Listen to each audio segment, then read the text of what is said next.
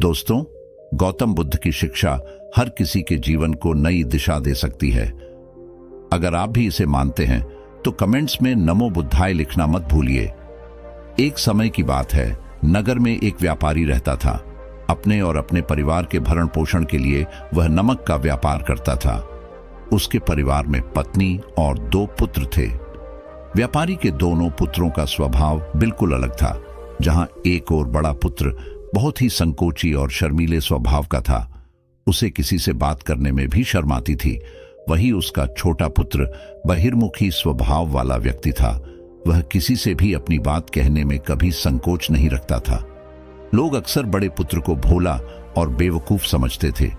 कई बार लोग उसके भोलेपन का फायदा भी उठा लेते थे और वह पलटकर कभी किसी को कुछ नहीं कहता था।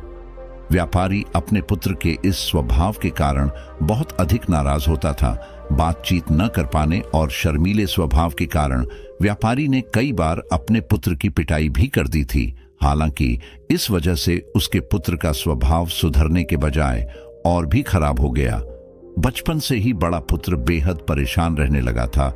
उसके अंदर आत्मविश्वास की कमी हो गई थी।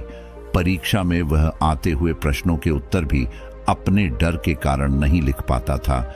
इस कारण उसकी शिक्षा भी ठीक ढंग से नहीं हो पाई। बड़ा पुत्र जब युवावस्था को प्राप्त हुआ, तब व्यापारी ने उसे अपने साथ व्यापार में हाथ बटाने को कहा। अपने पिता से डर के कारण वह व्यापार करने को तैयार हो गया, किंतु वह कई बार ऐसी गलतियां कर देता था जिससे व्यापारी बहुत अधिक नाराज हो जाता था। एक दिन व्यापारी किसी दूसरे काम के कारण शहर गया हुआ था। उस समय उसकी दुकान पर बड़ा पुत्र बैठा हुआ था। तभी कुछ लोग आए और उन्होंने बड़े पुत्र से कहा कि हमें तुम्हारे पिता ने भेजा है। उनका यह संदेश है कि इस समय दुकान में नमक की जितनी बोरियां रखी हुई है वह सब हमें दे दो। उन्होंने नमक की सभी बोरियों को शहर मंगवाया है। व्यापारी का पुत्र उनसे प्रश्न पूछने की हिम्मत जुटा ही रहा था कि वे दोनों आदमी दुकान के अंदर घुस गए और दुकान में जितनी भी नमक की बोरियां रखी थी सबको तांगे में रखा और लेकर चले गए। व्यापारी के पुत्र ने उन्हें रोकने का प्रयास किया, किंतु संकोच और शर्मीलेपन के कारण वह उन्हें कुछ कह नहीं पाया। उसने मन ही मन सोचा कि यदि मैं इन्हें नमक ले जाने से रोकूं तो पिताजी मुझ पर नाराज होंगे। कुछ समय बाद जब व्यापारी शहर से वापस आया तो खाली दुकान देखकर उसने अपने पुत्र से प्रश्न किया कि नमक की बोरियां कहां गई? यह दुकान इतना खाली खाली क्यों है? तब बड़े पुत्र ने धीमे स्वर में कहा कि कुछ लोग दुकान पर आए थे और उन्होंने मुझसे कहा कि आपने नमक की बोरियों को शहर मंगवाया है, और दुकान में से सारी बोरियों को निकाल कर लेकर चले गए। व्यापारी ने अपना सिर पीट लिया। उसने अपने पुत्र को दुकान से धक्का देते हुए कहा कि तू मूर्ख का मूर्ख ही रह जाएगा। वे लोग तुझे बेवकूफ बनाकर सारा सामान ले गए। तुमने मेरा बहुत भारी नुकसान करवा दिया।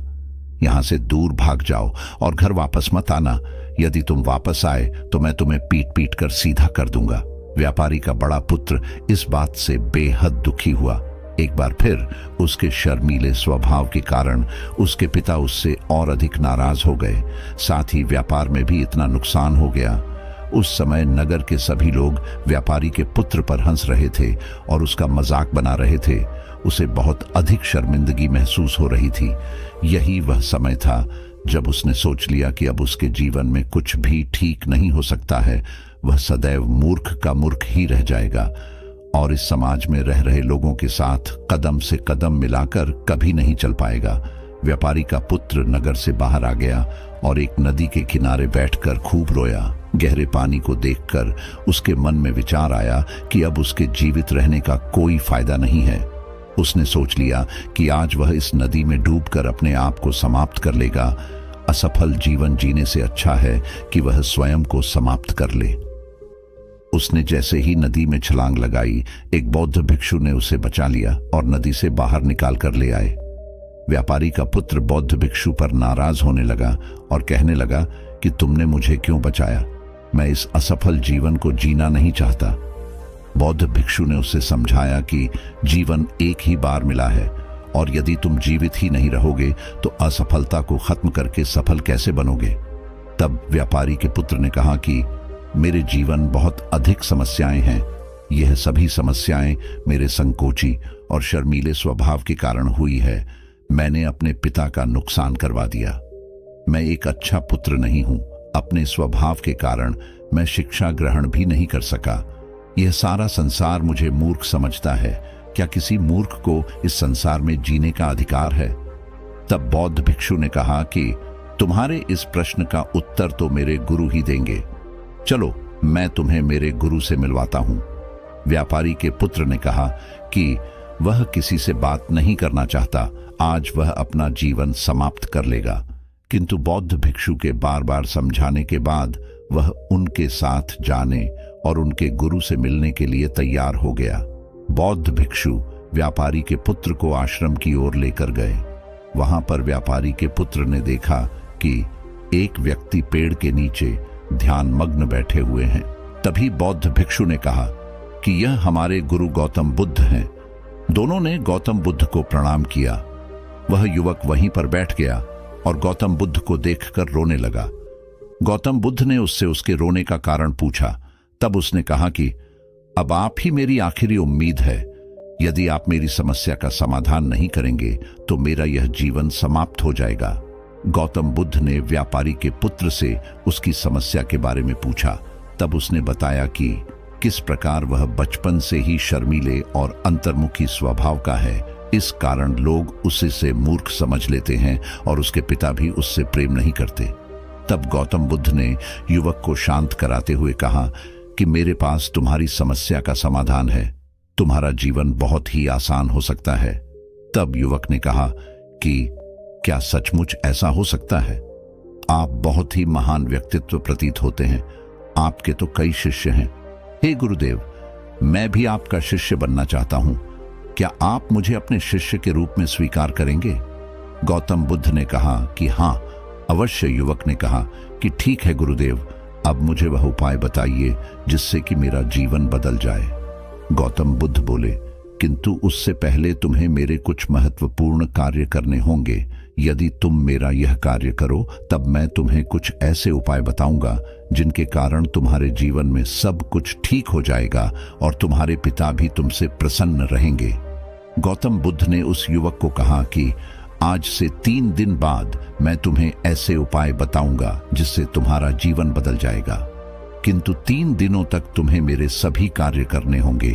मैं जैसा जैसा कहूंगा, यदि तुम वह कार्य को करने में सफल रहे तो तीसरे दिन के बाद तुम्हारा जीवन बदल जाएगा। तुम्हारा पहला दिन कल से शुरू होगा। अभी जाओ और आश्रम में ही आराम करो। अगले दिन व्यापारी का पुत्र गौतम बुद्ध के पास पहुंचा और कहा कि हे गुरुदेव, मुझे पहले दिन का कार्य बताइए। तब गौतम बुद्ध ने कहा कि आज तुम्हें 10 अजनबी व्यक्तियों से बातचीत करनी है और उनका हाल जानना है। इसका लेखा जोखा शाम तक लेकर आना।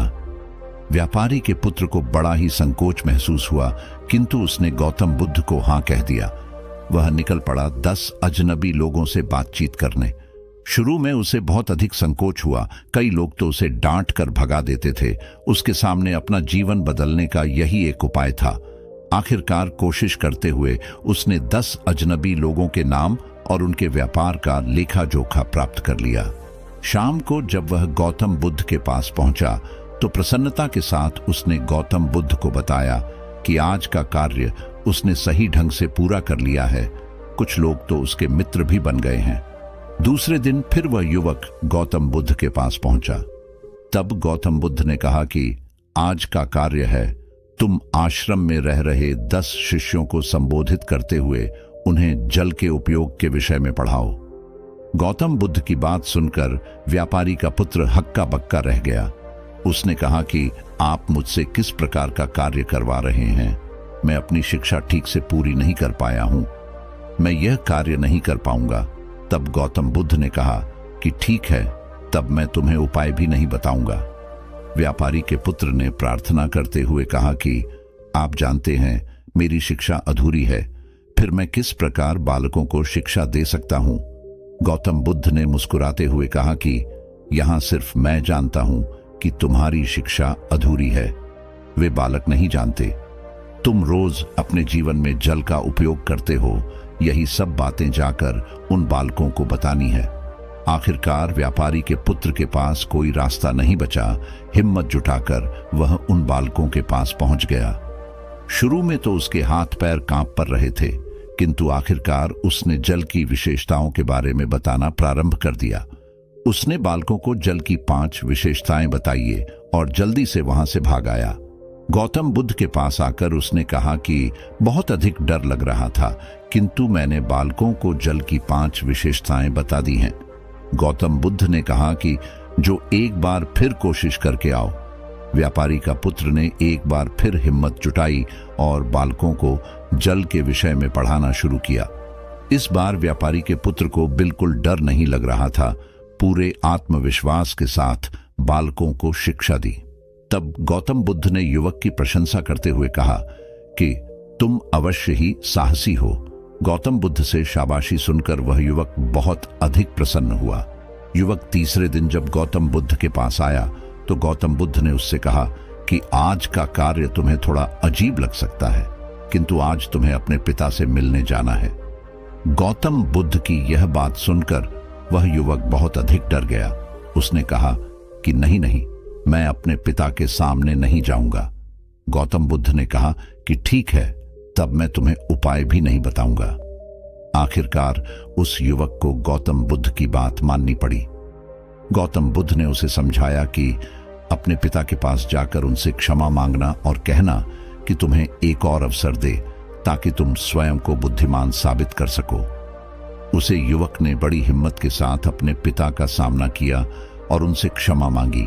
आखिरकार व्यापारी ने अपने पुत्र को क्षमा कर दिया और उसे दूसरा अवसर देने के लिए तैयार हो गए। व्यापारी का पुत्र गौतम बुद्ध के पास आया और उसने जब उपाय के बारे में जानना चाहा, तब गौतम बुद्ध ने कहा कि तुमने स्वयं ही अपना उपाय खोज लिया है। तुम किसी से बात नहीं कर पाते थे, शर्मीले थे। सब कुछ तुम्हारे मन में बैठा हुआ डर था। हम कितने आत्मविश्वासी हैं, कितने शर्मीले हैं और हमारे अंदर कितना डर है, यह सिर्फ हमें पता होता है। बाहरी दुनिया में किसी को नहीं पता होता है। बाहरी दुनिया में हम स्वयं को जिस प्रकार का दिखाते हैं, लोग हमें इस प्रकार का समझते हैं। अगर तुम आत्मविश्वासी नहीं हो तो भी अनजान व्यक्तियों के सामने यदि आत्मविश्वासी होने का अभिनय करो तो किसी को पता ही नहीं चलेगा कि तुम कौन हो। वह युवक समझ चुका था कि गौतम बुद्ध उसे क्या बताना चाह रहे हैं। गौतम बुद्ध को धन्यवाद किया और उनसे वादा किया कि वह जीवन में सफल होकर दिखाएगा। दोस्तों, यह वीडियो पसंद आई हो तो इसे लाइक जरूर करें और चैनल को सब्सक्राइब करना ना भूलें। आपके आसपास भी कोई ऐसा शर्मीला और संकोची स्वभाव का व्यक्ति है तो उसे यह वीडियो जरूर शेयर करें ताकि उसकी सहायता हो सके।